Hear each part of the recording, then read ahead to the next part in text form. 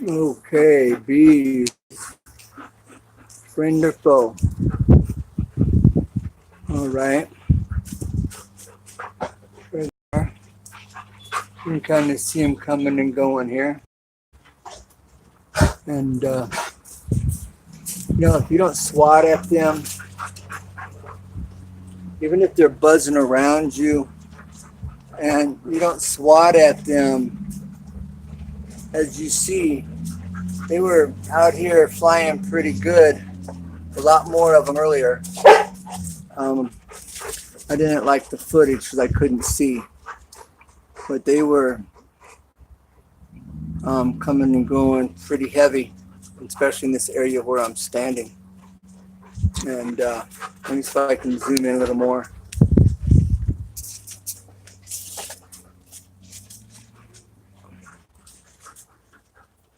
And you can see them kind of coming in overhead. See, they're coming in and landing.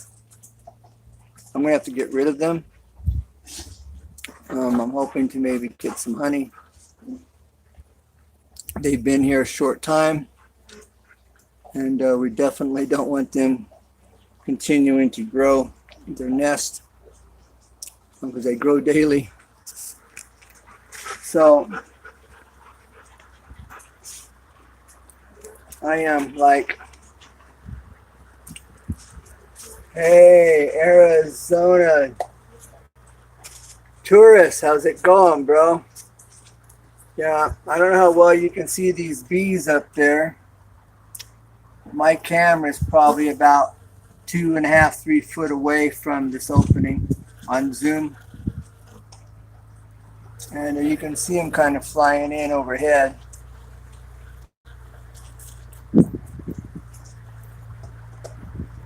Thanks for being here. Trying to see. I can't read the gray scale right now at the moment. But now this, I get a bee that starts buzzing me, meaning it starts buzzing around my head. You don't do anything.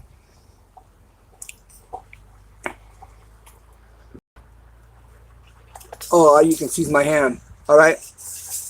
I'm like about 3 feet. Well, my hand's about 3 feet away, maybe a little closer from the hive. Coming and going there. Like I said, if I get a bee kind of buzzing me around, you just blow on them. That's all you can do, and kind of walk away. Because if not, you smack them, they will send a message out to the other, and that's when you get attacked.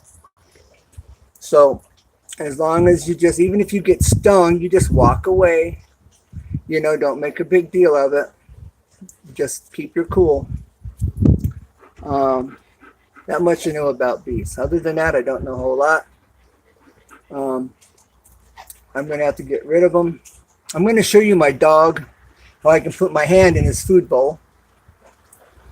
Her food bowl, actually both of them, because I worked with both of them. And I'll do that in a minute. Okay, I'm going to see if I can't see who's in here. Arizona Tourist and Mike. I can't make out the other part of your name, bro. Sorry, Mike. It's this gray scale in my eyes. They're not picking it up.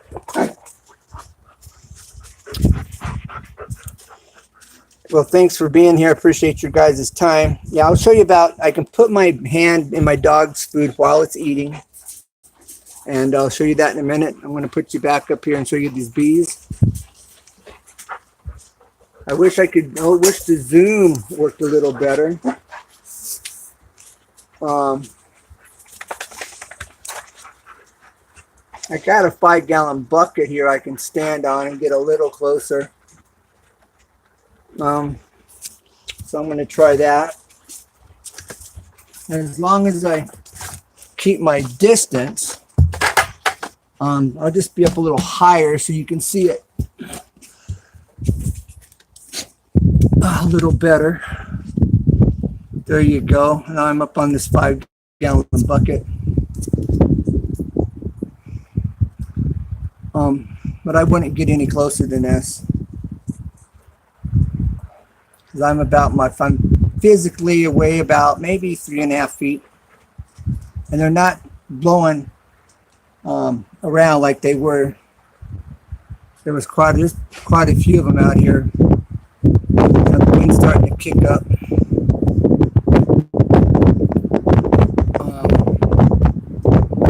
You can see them lighting off.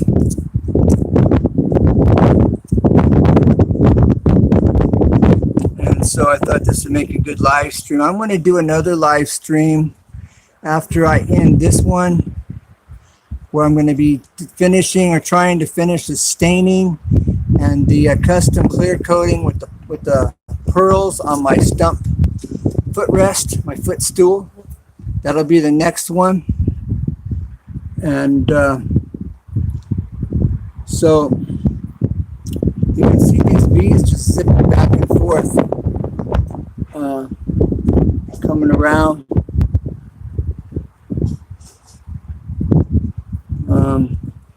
It's getting in the evening.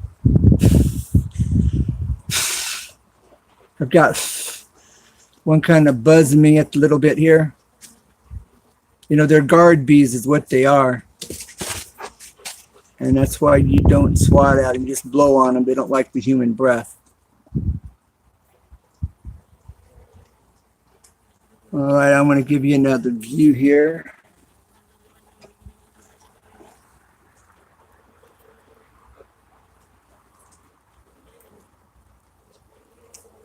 Looking up. Got a bee kind of buzzing around my hand here, checking me out.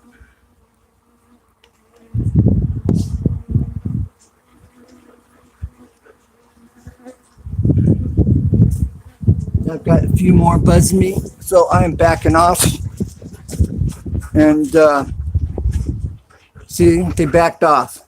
I backed off, and they backed off. But now it's buzzing my head.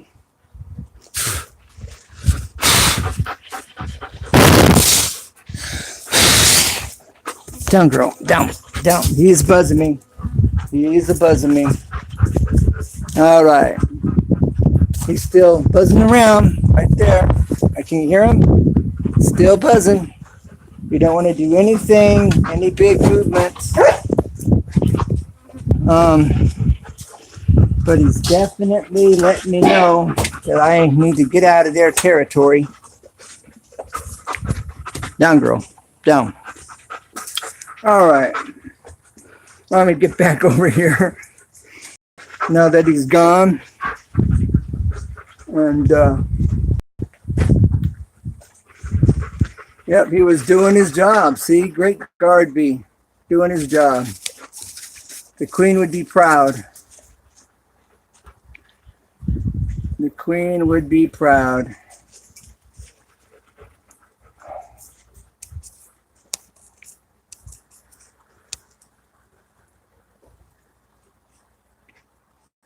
I'm assuming you could hear him buzzing me. Well, thank you. We get bees that come through summer or spring. This is the first time they actually made their home here. We're going to do another, let's get a vertical shot of them.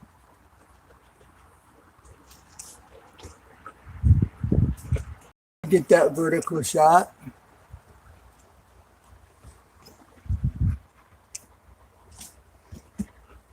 There you go. There it is.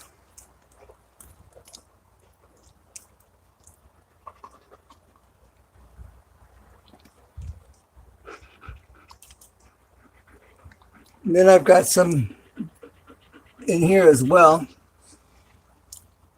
I just have to smoke them when I go to get them out. I have to smoke it all.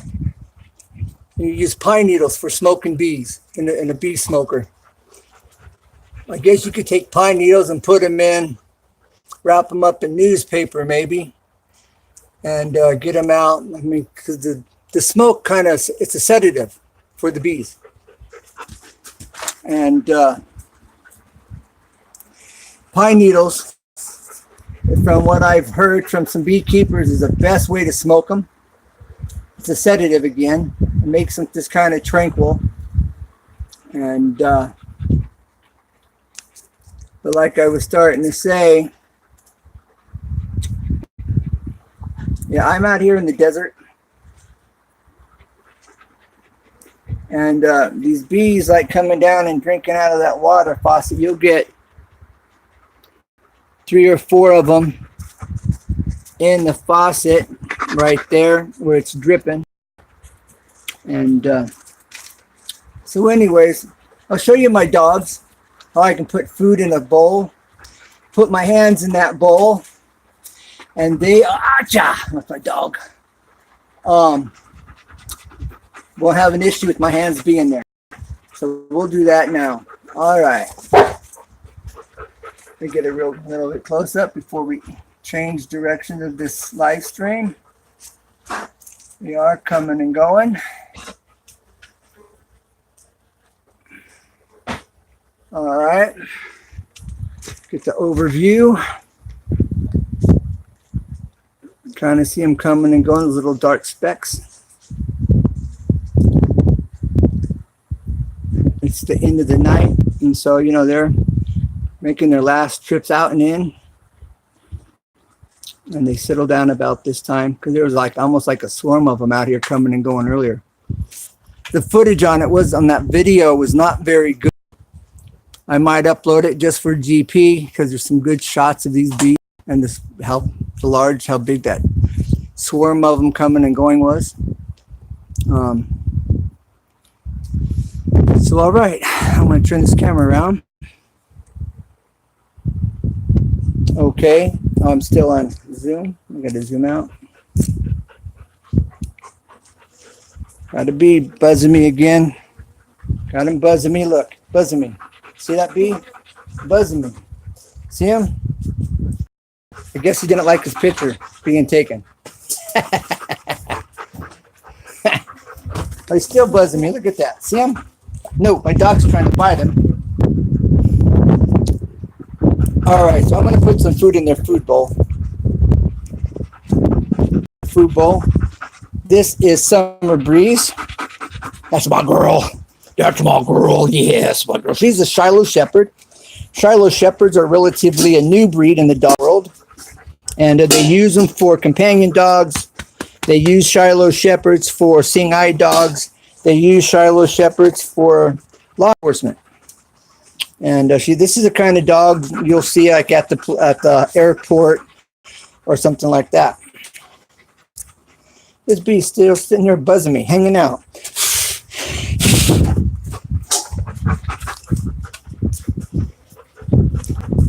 He's still buzzing me. Look at this. Look at this guy. Down, girl. Down. Down. He's buzzing me.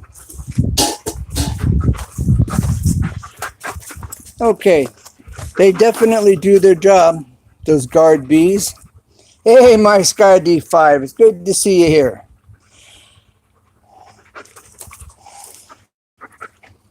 All right, go to get that bee from buzzing, stop him from buzzing me.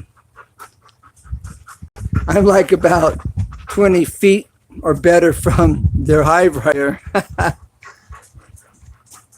Yeah, I'm going to feed the dog right now. I'm going to show you I can put my hands in their food and how that they have no issues with it. None.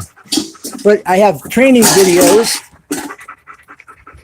I have training videos where I was working with my Shiloh Shepherd as a puppy, and she's growling and having a little fit. And I worked with her until she got through it. And this is the end result. Okay. That's food falling off. I got to turn this camera around. All right, now here's the food in the bowl. Summer Breeze, sit, sit, sit, Summer, sit. Summer Breeze, sit. Good girl, good sit. All right, food in the bowl. Let her get into for a minute. This is where the hand is not faster than the eye. Okay, here we go. See that? Bam! Look at that, straight in her bowl. Here, girl. Here, girl, Summer. Summer. Here, girl. Here, Summer, Summer. There you go, come on. Come on, girl. Come on. There you go, good girl. Yes, it's a girl. Yes, look at this. No issues with my hands in her bowl. None at all. Now, I have videos when she was a puppy in my playlist where I was working with her while I was feeding her, and she was growling and having a little fit. And I worked with her, was firm, was patient, was gentle, yet firm, and you see the end results today. Okay, she's like not even quite a year yet. Okay, now here's Redemption. This is my bulldog, my bulldog shepherd. Sit, Redemption. Sit, Redemption. Sit. Good boy. That's my dog. That's my dog. Yes. Yes, my dog. Okay. Yeah. All right. Now this is my bulldog pit. Look at this guy. He's nothing you want to mess with. All right. But now watch this. Watch this, little feet. I am going to pour this water I had out here for them in here. I'm going to give him his own bowl of food and watch how he handles it. Okay. That's Summer Breeze. And this is Redemption. The word redemption means to buy back. Okay. He's my watchdog. So is she. All right, now look at this dog. You want to mess with this dog? I wouldn't if he wasn't mine. All right, now watch this. Let him get in there and eat. Let him eat. I'm going to put my hand straight into his bowl with no issues. Ready? Look at this. Okay, boy. No, Summer. Redemption. Now, Redemption won't eat from my hand. He just isn't like that. But then I didn't have him from a puppy either. Okay, but you can see my hand is in his food and he doesn't even care. He doesn't even care about my hand being in his food. Okay, see this? No, he doesn't want her in his food. No, Summer. But he has no problems with me. You heard him growling at her, and he was growling at her. He was telling her, you stay away. But me, no issues. That's my dog right there. Now, you want to be able to do that with your dog. You want to be able to put your hand in your dog's bowl while he's eating, okay, or she's eating, without an issue, just like that. Now, if you have a mature dog and you haven't worked with them and they're growling at you and they're wanting to defend their food, no, Summer. Summer, no. Summer, no. All right, now, like I was saying, if you've had a mature dog and he's never been taught and he's defending his food, okay, that dog takes different type of training. You need to put your dog on a leash while you're feeding, and you hold your dog's bowl at the end of the leash, so he's fully extended on his leash. And you hold the bowl, and you let him eat out of that bowl while you hold it. That's where you start. And the next thing you do is you put food in your hand and you keep your hand closed, okay? And you put your hand down and they will smell that food. They will lick your hand. And you just gradually open your fingers up and let them eat the food out of it. And you do that. And then it's going to take some time. Don't get in a hurry. And you continue to do this. Now, if your dog continues to be dominant and doesn't want to be touched at all, and all you can do is put that food in a bowl and you hold it and let him eat because he's hungry. He'll eat the food out of it, but see, he knows you're in control because you got a hold of the bowl. But you're building a rapport. You're building a safe place for this dog who naturally is going to defend his food. But once you put that bull on the ground, it's his, and he knows it. And he's going to defend it until you break him. Not break him, but until you work with him and work him through it. Okay? And I've done this with the dog that was a year plus old, that was biting people because he wasn't being fed very well. And it took months, probably 6 months. I had to literally take the dog on a short leash, bring him to the end of it, put his food down on the ground, and then I would take a broom and I would gently brush him from his neck down to his tail. And he would bite and foam at the mouth and growl, and then he'd spin around and bite the broom and get a mouthful of bristles. It wasn't hurting him. The whole time I'm talking to him, really gentle, really kind. The whole entire time he is pitching a fit. Dog is throwing a tantrum, let me tell you. And you do this for just a few minutes. You're not trying to agitate or aggravate your dog. You're trying to show the dog he's safe. It's okay. He has nothing to be afraid of. Nobody's going to take his food, or you're not going to take his food. And you're building a rapport with him, and you're showing him. And using a broom was perfect. He bit into that broom of the bristles on that broom 3 or 4 times before he finally sat there and just tolerated it. And the first time I did this, he bit into that broom. First, like I said, he dove his head into the bowl and growling and foaming at the mouth, and then he spins around and bites the bristles. And like I said, I'm continuing to talk to him real gentle, real calm. It's okay, boy. It's okay. Yeah, it's okay. And he's pitching a fit. And then I'm, again, from his neck down, I'm just gently brushing down his body to his tail. And he got a mouthful of bristles again. And then I stroked him from his neck down to his tail, talking to him. Thanks for being here. I'm telling him about how to break a mature dog with his food if he's aggressive and dominant. And then after he kind of relaxed a tiny bit, I backed off and let him finish eating. And I did this every single morning. And then it got to where I would put the food in my hand.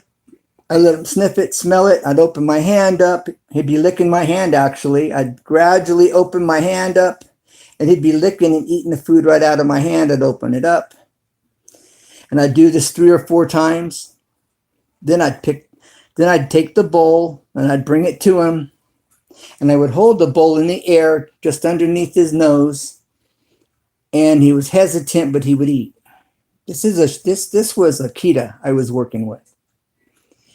And he was a year plus old. And I would have this bowl up there and he would eat. Like I said, he was a little hesitant, but he would eat. Then I would set the bowl on the ground. I would be talking to him really firm but kind. And then I'd take the broom again and I'd brush him from his neck down to his tail with this broom, real gentle, telling him, it's okay, boy, it's a good boy. Yeah, it's okay. Kind of talking to him like that. And he'd bite into the bowl, throw his head down in there and bite and growl and foam at the mouth and spin around and bite the bristles of the broom. But the first thing he would do is his ears would go back. Then the hair on the back of his neck would stand up. So if you see a dog and his ears drop back, that's immediate warning sign. If he's not on a chain, you need to back up. You need to slowly back up. The hair goes up on his neck. He's getting worked up. See, but this is why you take your dog, if you have a dog like this, that's food protective, right? You bring him to the end of his leash. You put him on a leash and you bring him out so it's fully extended, and he has nowhere else to go. And it keeps you in control. And you're building a rapport with an animal that you normally wouldn't be able to do this with. And like I said, it took me about 6 months or so. I didn't have a YouTube channel at the time. I would have loved to videotape and show the progress of this. but I think you get it by the story I'm telling. And this worked really well. And within about 6 months, once he was calm and okay with me brushing him with, used to the broom, stroking from his back of his neck down to his tail, and he would sit there and eat and had no issues, I would then reach over and right in the center of his head where it was safe, I would scratch the center of his head, testing the water. Because he can't really get you because he's extended at full length of his chain. Now his head can come up, of course, but you're coming down from the top to the center of his head, which still keeps you in control to move your hand. And you should, if he's going to respond or react, without getting bit. And this worked. It worked well.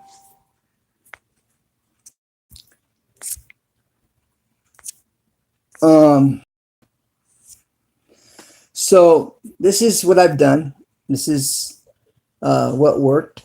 You got to think about, these dogs are animals, dog, horse, cat, they're like children. And you got to build trust. And if they've been abused, you really got to build trust. And if they've been abused, you might need to put them on a chain, like I'm saying, a collar and a leash, and have it secure where it's not getting loose, and have them come to the full extent of that leash or chain. And you can begin to work with an animal that you normally couldn't work with, building trust. Now with the horse, that's a different, that's not a dog. That dude's bigger than you are. So you may not want to get very close. If you got that takes somebody that really has skill and knows what to do and how to approach it. But remember, they're children, and you got to build and develop trust, and they need to know where their boundaries are. And you can do this by being gentle, just understanding the animal and what's really going on. I'm going to go ahead and do my next video live stream on this custom footstool for this custom stump chair. Both of these items are unique, one of a kind. They both are naturally come from a tree, and I look forward to hearing from you. And then in my playlist, I have the whole series on the stump chair from start to finish. So I look forward to hear from you and everyone that's been here. Thank you for being here. I appreciate your time. God bless you. Bye for now. Ken, comment, subscribe. After 60 seconds, after 1 minute, hit the thumbs up, and do this on all channels. And share if you think it's good enough. Put it in a playlist if you like it. And I look forward to hear from you. So God bless you. Bye for now. And never give up, because there's always a way. Always. Bye for now.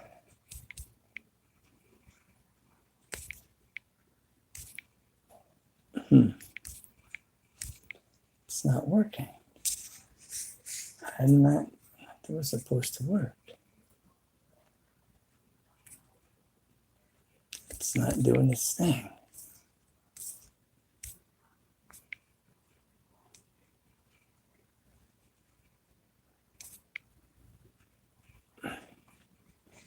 Oh, there you go. Arizona Tourist, My Sky D5.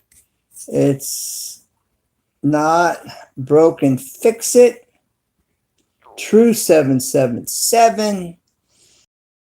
In here. Appreciate everybody's time and for dropping in and visiting. I really appreciate that.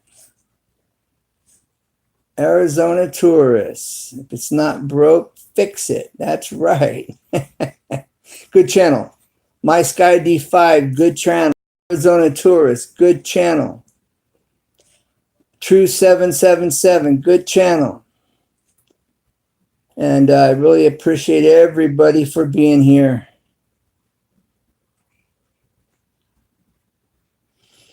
All right. I appreciate everybody on my channel.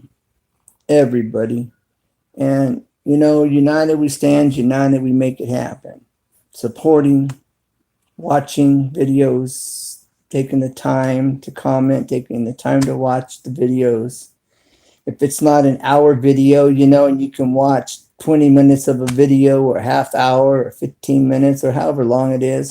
If you can, you know, let it play while you're working and you can watch it and listen, you know, and comment at the end or something, that'd be great. Or comment in the middle, you know. But supporting means a lot. So, all right, as I just saying, never give up because there's always a way, always, and there is.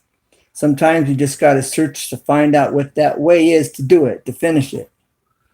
And keep up the good work, everybody. We're doing it. United we stand. God bless you. Bye for now. And truly, I look forward to hear from you. Catch you on the rebound. Bye.